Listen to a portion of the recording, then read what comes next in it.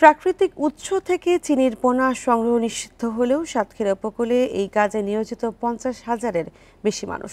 নদী থেকে পোনা সংগ্রহ করেই জীবন চলে এই দরিদ্র মানুষদের। অনুন্নত উপকূলীয় এলাকায় বিকল্প কাজ না থাকায় এই পেশা ছাড়তে পারছে না দাবি তাদের। হতদরিদ্র এসব মানুষকে সরকারের সামাজিক নিরাপত্তা বেষ্টনীতে আনার তাগিদ মৎস্য কর্মকর্তাদের। বান্ডেল থাকলে প্রতি সেনমানিতে টাকা বাঁচবে। বিকাশ সেনমানি বান্ডেল কিনে জিতুন প্রতি লেনদেনে। জোয়ারের সময় সাতক্ষীরার বড় তিন নদী কপোতাক্ষ, খোলপেটুয়া, ইছামতিতে চিংড়ির পোনা ধরতে নামেন উপকূলীয় এলাকার অসংখ্য নারী পুরুষ।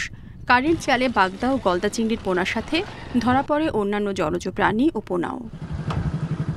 বাকি সব ফেলে দিয়ে ফরিয়াদের কাছে এক একটি চিংড়ির পোনা বিক্রি হয় 4 থেকে 5 টাকায়। সামান্য এই আয়ে চলে বেশিরভাগ পোনা সংগ্রহকারীর জীবন। বিকল্প কাজের তেমন সুযোগ না থাকায় দীর্ঘদিনের পেশা ছেড়ে অন্য কোনো পেশায় যাওয়ার সুযোগ হয় না তাদের।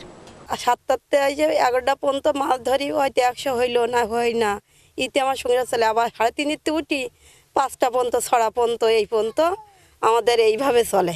খুব কষ্টতে রয়েছে। এখন এই বয়স তো হয়ে গেছে, ওইভাবে নদীতে পড়ি, যা টুকটাক 20-50-100 যা হয়।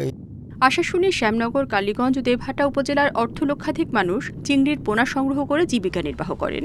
প্রাকৃতিক উৎস থেকে চিংড়ির পোনা সংগ্রহ বন্ধে প্রান্তিক এসব মানুষকে সামাজিক নিরাপত্তা বেষ্টনীর আওতায় আনা তাগিদ মৎস্য কর্মকর্তাদের। সরকারের অনেক ধরনের সাপোর্টিং প্রোগ্রাম রয়েছে, সেই সাপোর্টিং প্রোগ্রামগুলোতে যদি তাদেরকে ইনক্লুড করা হয়, এই লোকগুলো ওই কাজটা থেকে বিরত থাকতে পারে এবং তাদের ওই সময়টা জীবিকার একটা সাপোর্ট হয় তাদের হয়।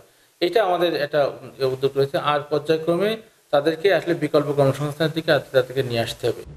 চিংড়ির পোনা সংগ্রহ করতে গিয়ে আরও অনেক ধরনের মাছের পোনা নষ্ট হয়। তাই পোনা সংগ্রহকারীদের বিকল্প আয়ের ব্যবস্থা হলে মাছের প্রাকৃতিক উৎসগুলো নিরাপদ থাকবে বলছেন সংশ্লিষ্টরা। Independent news.